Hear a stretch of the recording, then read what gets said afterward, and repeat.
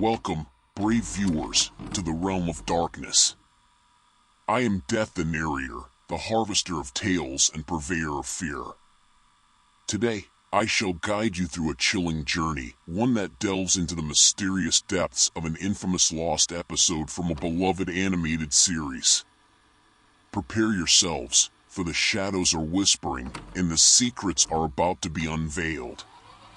But before we embark on this eerie expedition, be sure to subscribe to my channel and hit that notification bell so you never miss a haunting tale.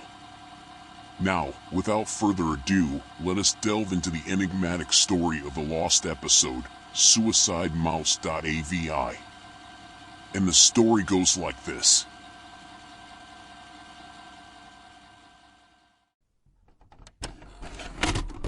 So do any of you remember those Mickey Mouse cartoons from the 1930s? The ones that were just put out on DVD a few years ago? Well, I hear there is one that was unreleased to even the most avid classic Disney fans. According to sources, it's nothing special. It's just a continuous loop, like Flintstones, of Mickey walking past 6 buildings that go on for 2 or 3 minutes before fading out. Unlike the cutesy tunes put in though, the song on this cartoon was not a song at all, just a constant banging on a piano for a minute and a half before going to white noise for the remainder of the film. It wasn't the jolly old Mickey we've come to love either. Mickey wasn't dancing, not even smiling, just kind of walking as if you or I were walking, with a normal facial expression, but for some reason, his head tilted side to side as he kept this dismal look.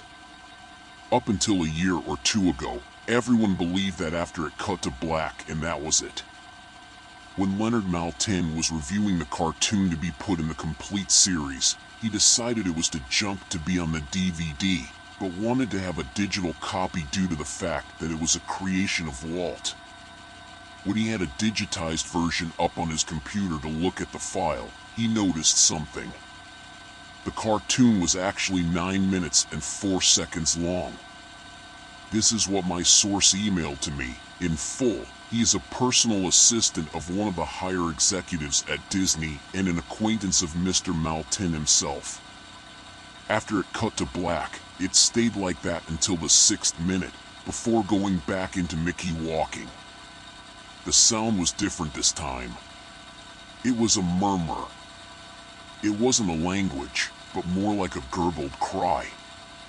As the noise got more indistinguishable and loud over the next minute, the picture began to get weird.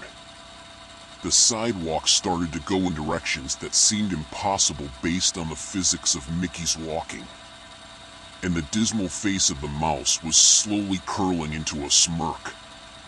On the 7th minute, the murmur turned into a blood-curdling scream, the kind of scream painful to hear, and the picture was getting more obscure. Colors were happening that shouldn't have been possible at the time. Mickey's face began to fall apart. His eyes rolled on the bottom of his chin like 2 marbles in a fishbowl, and his curled smile was pointing upward on the left side of his face.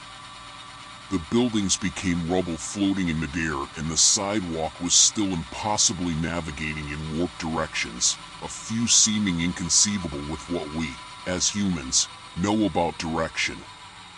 Mr. Maltin got disturbed and left the room, sending an employee to finish the video and take notes of everything happening up until the last second, and afterward immediately store the disc of the cartoon in the vault.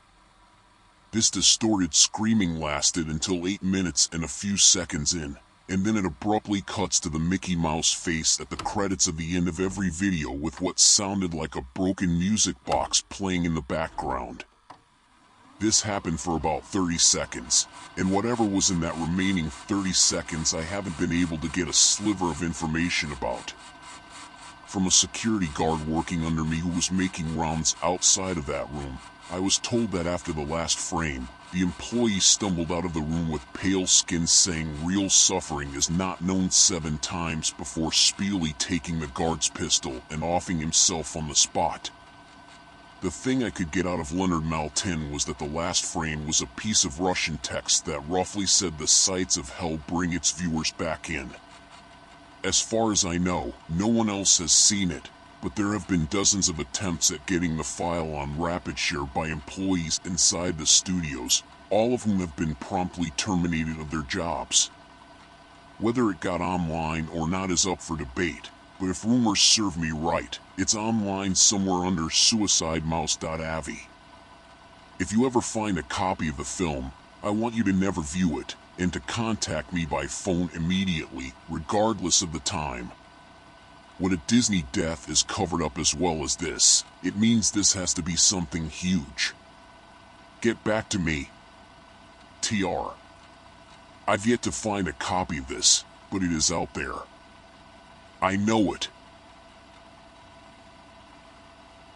I appreciate you listening to my tales. If you want more, like and subscribe to the channel to be updated. And as always, may you get to heaven before I get you in your dreams.